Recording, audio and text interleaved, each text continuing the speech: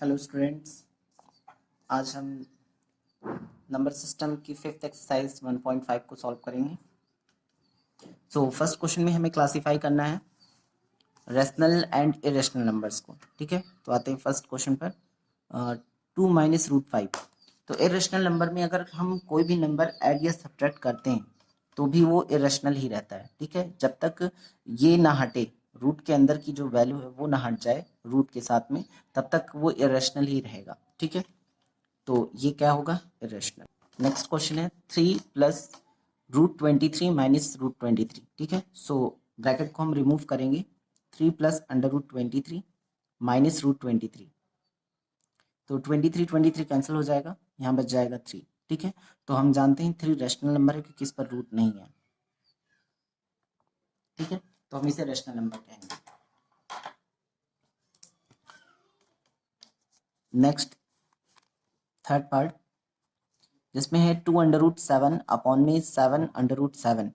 √7 से √7 cancel out हो जाएगा, 2/7 हो जाएगा। ठीक है, 2/7 फ्रैक्शनल फॉर्म में, इसलिए ये क्या है? Rational number. ठीक है, नेक्स्ट 1/√2। हम देख रहे हैं इसमें और कुछ भी सॉल्यूशन हम नहीं कर सकते हैं और ये रूट के फॉर्म में है, तो ये क्या हो जाएगा? इरेशनल। ठीक है, नेक्स्ट है फिर 2π। हम जानते हैं कि पाई एक कांस्टेंट है एंड पाई को हम 22.7 पाई के फॉर्म में लिख सकते हैं, बट हम पाई को इरेशनल कहते हैं। ये ध्यान रखना, हमें जब वैल्यू दे दी जाए पाई की 22.7, देन हम उसे रेशनल कहेंगे। पाई को हम इरेशनल लेते हैं क्योंकि रियल में पाई इरेशनल नंबर है। इसको आपको याद रखना है, पाई इरेशनल है, बट उसको अप्रॉक्सीमेट 22.7 ले लिया जाता है क्योंकि उसकी वैल्यू लगभग 22.7 के इक्वल है, इसलिए उसको हम 22.7 ले सकते हैं क्वेश्चन को सोल्यूशन करने के लिए। ठीक है, ये था फर्स्ट पार्ट। सेकंड क्वेश्चन पर आते हैं, simplify each of the following expressions. ठीक है, यहाँ पर कुछ बेसिक सॉल्यूशन करना है, जैसा कि आपने पहले से किया होगा क्लास 8 में। फर्स्ट पार्ट है 3 + √3 एंड सेकेंड ब्रैकेट में 2 + √2। ठीक है, तो हमें ब्रैकेट ओपन करके मल्टीप्लाई करना है। हम यहाँ से फर्स्ट नंबर को उठाएंगे और दोनों से मल्टीप्लाई करेंगे। यहाँ से एक एक नंबर उठेगा और दोनों से मल्टीप्लाई करेगा। ऐसे फर्स्ट नंबर उठेगा, दोनों से मल्टीप्लाई करेगा, फिर हम सेकंड नंबर को उठाएंगे और दोनों नंबर से मल्टीप्लाई कर देंगे। ठीक है, तो जैसे 3 को उठाते हैं 2 से मल्टीप्लाई करेंगे तो 3 × 2 = 6, डायरेक्ट मल्टीप्लाई करते हुए चल रहे हैं। फिर 3 को उठा के 2 से, फिर 3 को उठा के √2 से, तो 3 को √2 से करेंगे तो हम लिखेंगे 3√2। ठीक है, फिर प्लस √3 का 2 से होगा तो यहाँ पर लिख दिया जाएगा 2√3, और फिर √3 का √2 से होगा तो रूट की वैल्यूज आपस में मल्टीप्लाई कर जाती हैं अंदर अंदर, तो 3 × 2 = 6। ठीक है, इसका यही आंसर। इसको आगे हम सॉल्व नहीं कर सकते क्योंकि कोई भी रूट की वैल्यू किसी दूसरे वैल्यू के साथ ऐड सब्ट्रैक्ट नहीं करती है। ठीक है, सेकंड क्वेश्चन पर आते हैं। 3 + √3 एंड सेकंड ब्रैकेट में 3 - √3।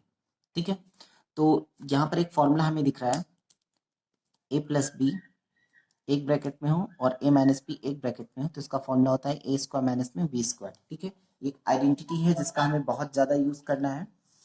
जब कोई दो चीज़ें प्लस हो और वही दो चीज़ माइनस करे तो हम माइनस वाली दोनों वैल्यू को उठा लेंगे, माइनस वाले ब्रैकेट को, दोनों पर स्क्वायर लगा देंगे। ठीक है, सो इसी के बेस पर हम इसे कर सकते हैं। 3 में √3 यहाँ प्लस हो रहा है और 3 में √3 यहाँ माइनस हो रहा है, तो हम लिख सकते हैं 3 + √3 और 3 - √3। तो एक बार हमें क्या करना है, फर्स्ट वैल्यू का स्क्वायर माइनस में सेकेंड वैल्यू का स्क्वायर। ठीक है, इस तरीके से, तो a का स्क्वायर माइनस b का स्क्वायर, माइनस वाली दोनों वैल्यू को उठा के दोनों पर स्क्वायर लगा देते हैं। ठीक है, 3 का स्क्वायर क्या होगा? 9, और रूट का स्क्वायर हो तो रूट हट जाता है। ठीक है, रूट हट जाएगा, 9 में से 3 सब्ट्रैक्ट करेंगे 6। ठीक है, अब आते हैं नेक्स्ट क्वेश्चन पर। 5 + √2 का होल स्क्वायर, तो यहाँ पर हम a + b का होल स्क्वायर लगाएंगे, a² + 2ab + b², या फिर उसको a² + b² + 2ab भी लिखा जा सकता है। ठीक है, यहाँ पर हम इसको a सपोज करेंगे, इसको b सपोज करेंगे, तो उसके हिसाब से लिखेंगे। तो a² मतलब फर्स्ट जो नंबर है उसका स्क्वायर, प्लस में जो सेकंड नंबर है उसका स्क्वायर, और फिर प्लस 2ab, 2 इंटू a का मतलब जो फर्स्ट नंबर है एंड इंटू में b का मतलब जो सेकंड नंबर है।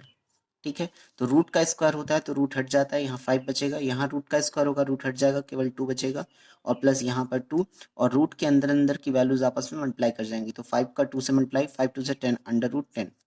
ठीक है, 5 और 2 को ऐड कर देंगे 7, प्लस में 2 √10। ठीक है, this is the answer. Next question पे आते हैं।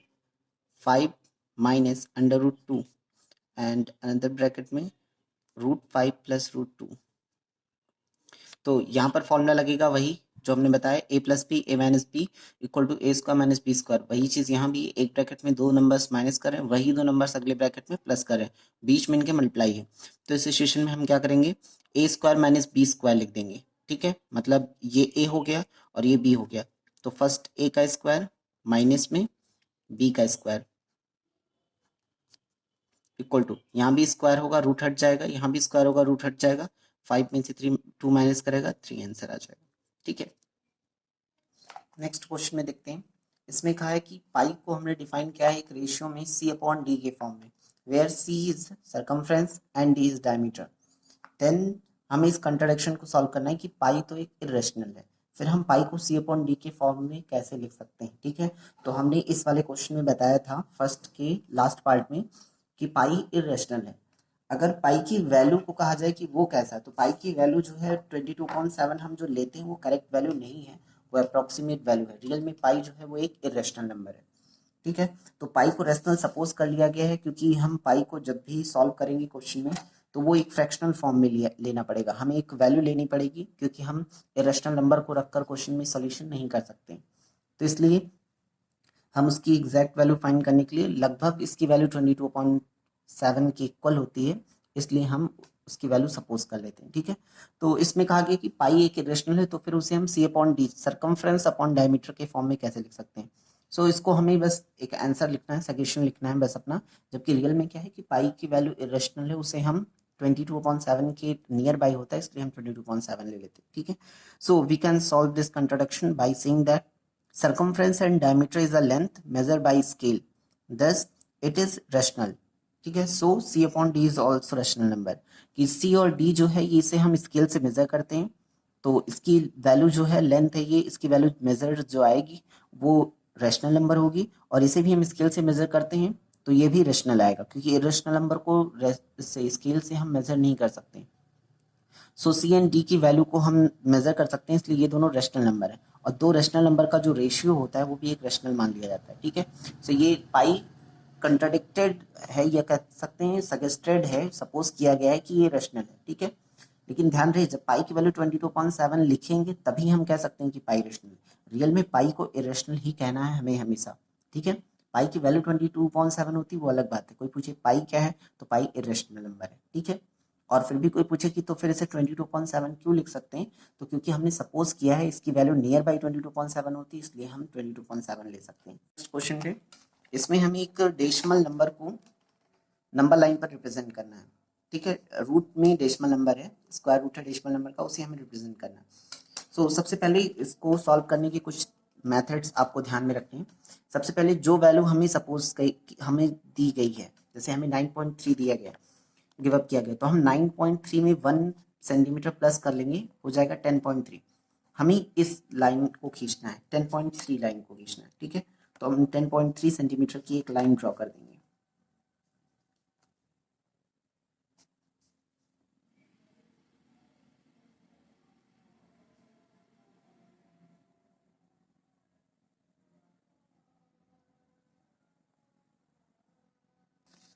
ठीक है, हमने 10.3 सेंटीमीटर की एक लाइन को ड्रॉ कर दिया है।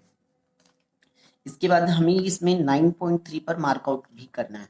ठीक है, ध्यान से स्टेप याद रखेंगे, जो रूट के अंदर है उसमें 1 प्लस करेंगे, जितना आएगा उतनी लाइन खींचेंगे, और जो वैल्यू हमें दी गई थी उस पर हमें मार्कआउट कर देना है, हमें 9.3 पर मार्कआउट कर देना है।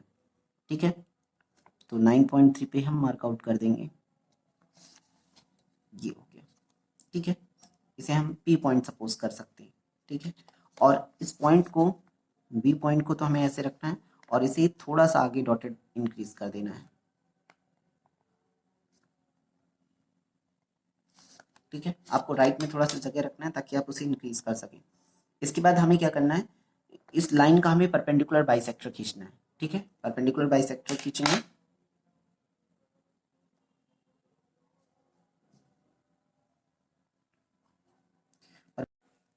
परपेंडिकुलर बाइसेक्टर खींचने के लिए पॉइंट को यहाँ पर रखेंगे, आधे से ज़्यादा डिस्टेंस टेक करते हैं और एक आर्क ऊपर और एक आर्क उस लाइन के नीचे लगा देते हैं, ठीक है। फिर उसी उतनी रेडियस पर हमें कंपास को डिस्टर्ब नहीं करना है, without disturbing the compass cut out these arcs, ठीक है। हमने दोनों आर्क को कट कर दिया। उसके बाद हम स्केल उठाएंगे और इन दोनों पॉइंट को बहुत ही सावधानी से, क्योंकि इसमें बहुत से बच्चे मिस्टेक कर देते हैं, क्योंकि ये लाइन बिल्कुल पॉइंट टू पॉइंट होनी चाहिए, ठीक है। और तब ये जो पॉइंट हमें मिलेगा वो इस लाइन का सेंटर पॉइंट होगा, ठीक है। ये ए बी का सेंटर पॉइंट है, परपेंडिकुलर बाइसेक्टर जिसे कहते हैं, ठीक है। तो ये सेंटर पॉइंट है।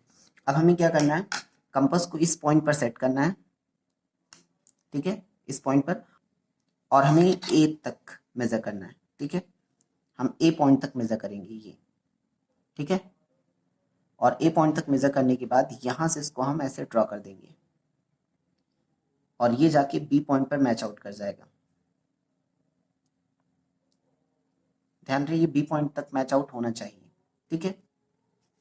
उसके बाद हमें इसको उठाना है और परपेंडिकुलरली, हमने बताया था परपेंडिकुलर ड्रॉ करने के लिए ये जो लाइनें होती हैं, अगर इसको हम इस लाइन पर बिल्कुल ओवरलैप करें, बिल्कुल एग्जैक्टली ओवरलैपिंग होनी चाहिए, और उसके बाद हम यहाँ से रख के कोई भी लाइन ड्रॉ करेंगे तो परपेंडिकुलर होगी। अगर हमारी ओवरलैपिंग बिल्कुल एग्जैक्ट है, जैसे कि यहाँ देख सकते हैं एकदम एग्जैक्ट ओवरलैपिंग है, तो उसके बाद हम यहाँ से कोई भी लाइन अगर ड्रॉ करेंगे तो यहाँ जो हमने पी पॉइंट सजेस्ट किया था 9.3 सेंटीमीटर पे, इस पॉइंट को हम इस पे पैरेलल करके, मतलब हमें यहाँ पर एक परपेंडिकुलर लाइन ड्रॉ कर देनी है, इससे मैच आउट करना है, ठीक है।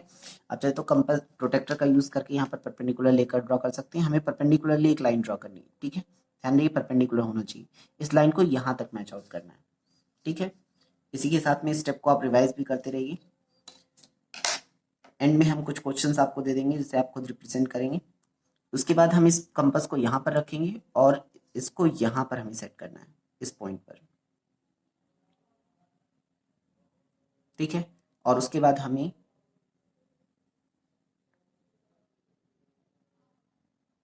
इसको कट आउट कर देना है। ध्यान रहे हमारी ये जो लाइनिंग है ये आगे तक एक्सीड करनी चाहिए, ठीक है। हम इसको थोड़ा सा आगे डॉटेड कर देंगे, ठीक है। अब ये जो लाइन है, इसी लाइन को हम लिख सकते हैं √9.3, ठीक है, जिसे हम नंबर लाइन पर इस पॉइंट पर रिप्रेजेंट कर देंगे कि √9.3 यहाँ पर है। क्लियर? सो जितना अंडर के अंदर वैल्यू दी गई है उसमें 1 प्लस करना है, 1 प्लस करने पे जो आएगा वो उतनी लाइन खींचनी है। फिर जो हमें मार्कआउट करने को कहा गया, जो वैल्यू हमें दी गई थी उसे हम मार्कआउट कर लेंगे एक पॉइंट पर, जिसे हम पी कहेंगे। उसके बाद हम परपेंडिकुलर बाइसेक्टर करेंगे इन दोनों से, ठीक है। परपेंडिकुलर बाइसेक्टर करने के बाद कंपास को यहाँ पर रखकर हम ये लाइन ड्रॉ करेंगे। फिर पी पॉइंट पर परपेंडिकुलरली एक लाइन ड्रॉ करनी है, कंपास से इस डिस्टेंस को सेट करके यहाँ पर कट कर देना है, ठीक है। That's final. नेक्स्ट क्वेश्चन में हमें रेशनलाइज करना है। रेशनलाइज का मतलब होता है किसी भी वैल्यू में अगर डिनोमिनेटर में रूट आ जाए तो उसकी जो वैल्यू होती है वो जस्ट 0 हो जाती है। रीजन, क्योंकि रूट के अंदर अगर कोई ऐसी वैल्यू है जो बाहर नहीं निकल सकती तो उसकी वैल्यू इनफाइनाइट की इक्विवेलेंट हो जाती है, ठीक है। और अगर हम 1 के अपॉन में इनफाइनाइट ले लेते हैं तो इसकी वैल्यू 0 हो जाती है, ठीक है, क्योंकि इनफाइनाइट को हम 1/0 भी लिख सकते हैं। तो अगर हम यहाँ डिनोमिनेटर में इनफाइनाइट की जगह पे 1/0 को रखेंगे तो डिनोमिनेटर से ऊपर जाएगा और 0/1 दैट इज कॉल्ड 0। तो 1/इनफाइनाइट की वैल्यू जो होती है वो 0 होती है। तो कुल मिला के अगर किसी भी वैल्यू के डिनोमिनेटर में अगर रूट की ऐसी वैल्यू आती है जो बाहर नहीं निकल रही है तो उसकी वैल्यू 0 हो जाएगी। तो इसलिए हमें रेशनलाइज करना बहुत इंपॉर्टेंट हो जाता है, हमें रूट को हटाना इंपॉर्टेंट हो जाता है, ठीक है। तो रूट को हटाने के लिए क्या रूल है, अगर डिनोमिनेटर में सिर्फ एक रूट का नंबर है, सिर्फ कोई एक ही नंबर है जिसमें रूट है, ठीक है, सिर्फ एक ही रूट है समझ लें, तो हमें क्या करना है, उसी रूट की वैल्यू से ऊपर नीचे लेकर मल्टीप्लाई करना है। जो भी रूट में वैल्यू थी उसी रूट की वैल्यू से ऊपर और उसी से नीचे मल्टीप्लाई करेंगे, ठीक है। डिनोमिनेटर में मल्टीप्लाई होगा तो रूट से रूट मल्टीप्लाई करता है तो रूट हट जाता है, ऊपर मल्टीप्लाई करके हम लिख देंगे, ये आंसर हो गया। हमें सिर्फ डिनोमिनेटर से रूट को हटाना है, रेशनलाइज का मतलब ये होता है, ठीक है। ये रेशनलाइज कर रहे हैं, ये एक टाइप हो गया जिसमें डिनोमिनेटर में अगर रूट है तो वही वैल्यू ऊपर नीचे लेकर मल्टीप्लाई कर देंगे, डिनोमिनेटर से रूट हट जाएगा, रेशनलाइज हो जाएगा, ठीक है। सेकेंड टाइप इसका ये है कि अगर डिनोमिनेटर में कोई वैल्यू a+b के फॉर्म में है या a-b के फॉर्म में, देन हम क्या करेंगे, देन हम इसके कॉन्जुगेट से ऊपर नीचे मल्टीप्लाई करेंगे। कॉन्जुगेट क्या होता है, अगर हम कहें कि कोई वैल्यू है a प्लस बी, तो हम कहें इसका कॉन्जुगेट क्या होगा, तो a माइनस बी होगा। a माइनस बी का कॉन्जुगेट क्या होगा, a प्लस बी होगा। ठीक है, तो हमें क्या करना है, इसकी बीच की साइन को चेंज करके ऊपर नीचे मल्टीप्लाई करना है। बीच में माइनस है तो हम बीच में प्लस ले लेते हैं और ऊपर नीचे लिखकर इससे मल्टीप्लाई कर रहे हैं। ठीक है, ऊपर न्यूमरेटर में ये मल्टीप्लाई करेगा 1 से, तो सीधे सीधे √7 प्लस में √6 लिखा रहेगा। नीचे a minus B A plus B, ये दोनों मल्टीप्लाई करें। हमेशा ध्यान रहे जब भी नीचे वैल्यू इस टाइप की हो कि a plus B A minus B है, ऐसा है, तो जब हम इसके साइन को चेंज करेंगे तो हमेशा इन दोनों का मल्टीप्लाई हो जाएगा ऑटोमेटिक। और हम ये जानते हैं अगर a प्लस बी हो और a माइनस बी हो आपस में मल्टीप्लाई करें तो a square minus B square बनता है। तो इसलिए इस टाइप के लिए हमेशा याद रखेंगे कि इस टाइप के सभी क्वेश्चन में डिनोमिनेटर में ये फॉर्मूला क्रिएट होता है। ठीक है, और इसके लिए क्या करते हैं, मैंने बताया कि माइनस वाले दोनों को उठा लो और दोनों पे स्क्वायर लगा दो। ठीक है, फॉर्मूला ये हुआ पढ़ने का, लेकिन सॉल्यूशन करते वक्त हम जो माइनस वाली वैल्यूज हैं उनको दोनों को उठा लेते हैं। इसे लिखने में हमें खोजना नहीं पड़ता कि a कौन है और b कौन है, और दोनों पे स्क्वायर लगा देते हैं। ठीक है, ऐसा कब करेंगे, जब सेम वैल्यू प्लस और माइनस में होकर मल्टीप्लाई करेंगे। ठीक है, नेक्स्ट लाइन में हम रूट को हटा देंगे। ठीक है, तो √7 प्लस में √6 अपॉन में यहाँ से स्क्वायर होगा, रूट हट जाएगा 7, माइनस में यहाँ से रूट हट जाएगा 6, 7 में से 6 क्या 1, डिनोमिनेटर में हम 1 को लिखते नहीं, इसलिए इसका आंसर हो जाएगा √7 प्लस में √6 आंसर। यहाँ डिनोमिनेटर से रूट हट गया। ठीक है, इसी तरीके से इसके बाकी क्वेश्चंस जो हैं उसे भी आप लोग सॉल्व कर सकते हैं। ठीक है, इन क्वेश्चंस को सॉल्व करना इजी है। डिनोमिनेटर के साइन को चेंज करके ऊपर नीचे लिख के मल्टीप्लाई कीजिए और रेशनलाइज करने से डिनोमिनेटर का रूट हट जाएगा। ठीक है, सो रिप्रेजेंटेशन के लिए हम कुछ क्वेश्चंस दे देते हैं, आप उसको खुद से रिप्रेजेंट कीजिए। जैसे कि √4.5, √7.2, √3.5, √6.2। ठीक है, इन वैल्यूज को आप सॉल्व कीजिए